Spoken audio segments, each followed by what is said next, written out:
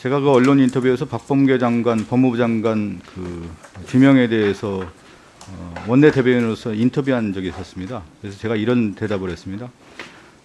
이 법무행정 또 검찰 개혁과 관련해서 추미애 장관이 선발 투수로서 돌직구형으로 일을 처리했다고 하면은 박범계 장관 후보자는 마무리 투수로서 여러 볼 배합을 해서 마무리를 잘 할 것이다. 그렇기 때문에 지명이 된 것이다. 이렇게 말씀을 드렸는데 박범계 후보자께서 생각하는 법무행정, 검찰 개혁과 관련해서 마무리 전략이라고 할까요? 어떤 생각을 갖고 있는지 좀 들어보고 싶습니다. 제가 변화구를 잘 못 던지는 사람입니다, 의원님. 예. 여기 우리 야당 의원님들 아실 겁니다. 그런데 결국은 사람이 그때 어떤 일을 하는 것은 시대적 환경과 조건의 산물이라고 저는 생각합니다. 네네. 추미애 장관님도 저보다 훨씬 정치적 경력이 길고 깊습니다. 변화구도 잘 던지시는 분입니다. 그런데 시대적 상황이 그러가 있습니다. 본 후보자가 장관으로 일하게 되면 시대적 상황이 직구 말고도 다양한 구질의 변화구도 활용하라라는 그런 시대적 상황인 것 같습니다. 명심하도록 하겠습니다. 그 시대적 상황에 대한 얘기를 좀 제가 풀어보도록 하겠습니다. 한국 현대 정치사를 살펴보면 역사적 반복이 되는 사건들을 좀 저희가 살펴볼 수가 있는데요. 후보자께서는 정치군인이라는 말을 요즘에 들어보셨습니까? 참 오래전에 회자했던 말씀. 그렇죠. 지금은 이제 정치검찰이라는 용어를 쓰게 되는데 정치군이라는 용어는 언제부터 쓰기 시작했냐면 1963년 군사 쿠데타 이후에 박정희 정권 지나서 1979년 12.12 내란 사건 그리고 5.18 광주민주화운동 이후에 하나의 중심에 전두환 정부가 출범하면서 정치검찰이라는 용어가 그러니까 신군부 세력이 등장하면서 정치검찰이라는 용어를 쓰기 시작했습니다. 근데 이 정치검찰이 언제 없어지냐면 우리 이제 국민의힘에서 그 당에 있었던 그 김영삼 전 대통령이 93년도에 하나회를 척결하면서 당시에 정치군이라는 용어가 우리 사회, 우리 정치 사회에서는 없어지게 되는 겁니다. 근데 그러니까 63년부터 해서 93년 30년간 유지됐던 그 용어가 93년 이후에 이제 사라지는 것이죠. 실질적으로.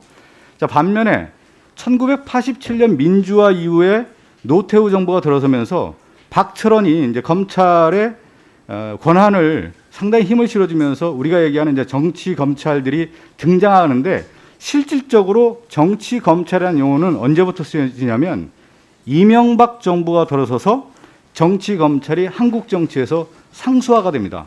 이 부분에 대해서 동의하시나요?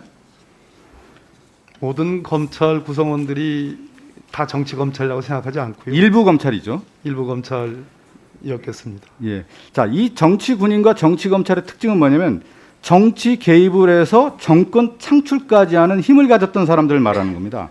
이 정치 검찰이 어떻게 등장하게 되냐면 2007년 한나라당 대선 경선을 한번 살펴보면 이명박 후보가 BBK 주가 조작 사건으로 정치적 이슈가 되죠. 알고 계시죠?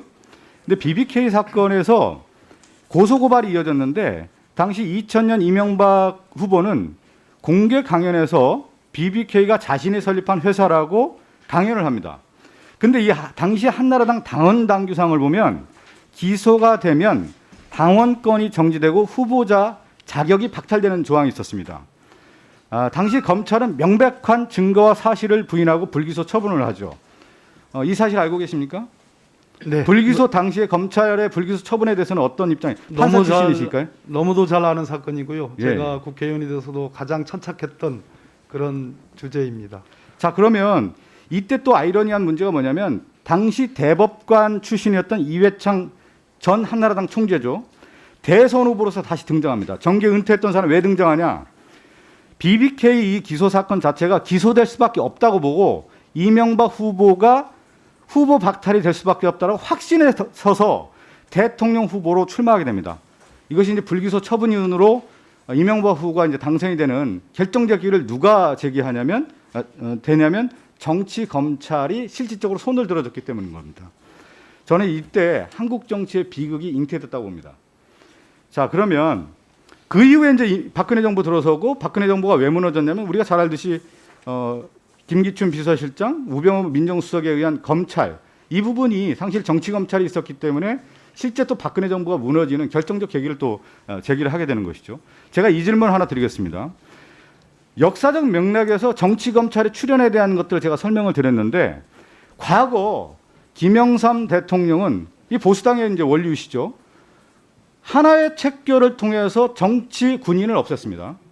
이것은 뭐냐면 대통령은 군 통수권자였기 때문에 정치 검찰을 없앨 수 있었던 거고 강력한 개혁 드라이브를 통해서 이를 이뤘었던 것이죠.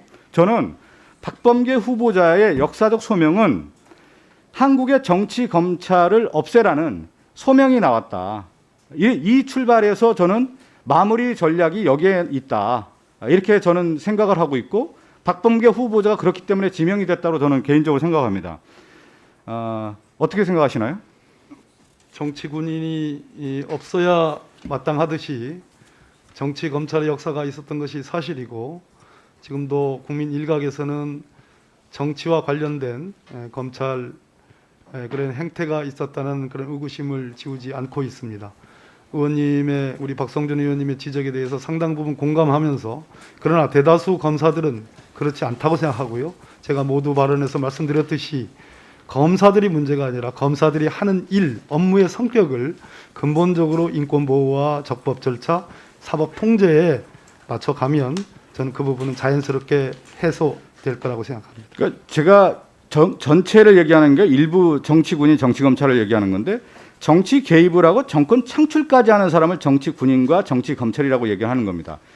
김영삼 전 대통령은 어떤 얘기를 했냐면 정치군인을 청산을 하면서 문민 통제를 강화했듯이 지금의 시대의 과제는 정치 검찰을 없애면서 민주적 통제를 하는 장관이 나와야 된다라고 하는 것이 저는 시대적 물결이라고 봅니다. 이 부분에 대한 간단한 언급. 예, 맞습니다. 박성준 의원님. 민주적 통제 맞고요. 저는 민주적 통제라는 표현보다는 이곳 법사위장에서 제가 규범적 통제라는 표현을 많이 썼습니다. 법무부 장관으로 임명되면 박성준 의원님 지적처럼 우리 지금 법무부가 약 45% 정도의 탈검찰화가 되어 있습니다. 이것을 더욱 가속화할 뿐더러 법무부의 소위 규범적 통제의 기준들이 일선청에 우리 검사들에게 업무의 성격 변화와 함께 자리 잡을 수 있도록 최선의 노력을 다하겠습니다.